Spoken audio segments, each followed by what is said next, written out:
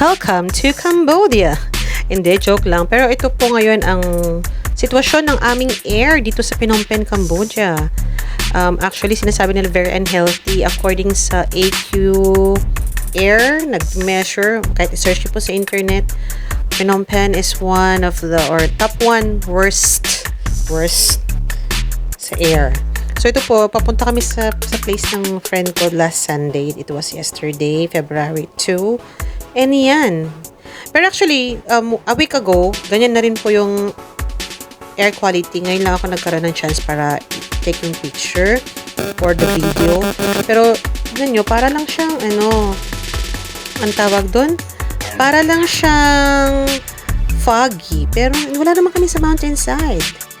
We are nasa flat lang kami, parang kumbaga normal, wala namang mountain dito.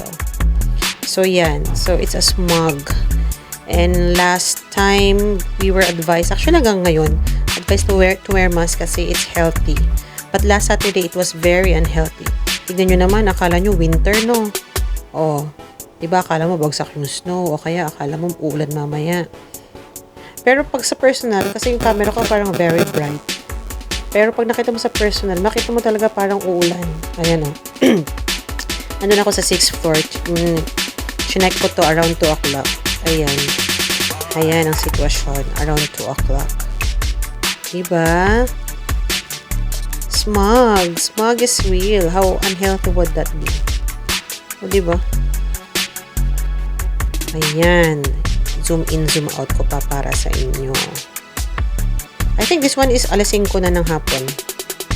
Kaya andyan na yung araw. Alas 5 na to ng hapon. I think kagising ko dyan after a long nap. Pero tingnan mo, pares pa rin yung air quality. Ayan. O diba, saan ka pa? There.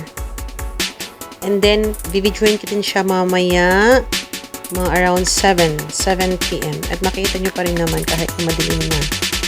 Ito continuation, pumunta lang ako sa kabilang side ng building para makita nyo yung ibang side ng Phnom Penh. So actually, malapit na this is what you call Chabang Ampaw. I don't know how to pronounce it. I'm sorry. Here is one is in Phnom Penh. Ito, din sasabi ko sa inyo, 7 o'clock na. There. Diba makita nyo pa rin? It's foggy. Akala nyo winter. Ang init kayo dito sa Cambodia. Ayan. O, zoom in, zoom out. Yan, ang air quality namin dito sa Phnom Penh. Gusto ko sanang insert yung nakita ko sa internet pero never mind. Masasabi niya very unhealthy. O, kita nyo yan? 7 plus na to ng gabi. At nakikita nyo, ganyan pa rin ang quality ng air. O, parang inisip ko nga, mas worse pa ba to sa Manila? But they said, or according to the research, Manila is for nasa 80 something ang PMI. How do you call that? The measuring. And this one is about 250 something. So, look at the difference. Ayan. Sunog pa more. Ayan. Enjoy the fog. Enjoy the smog.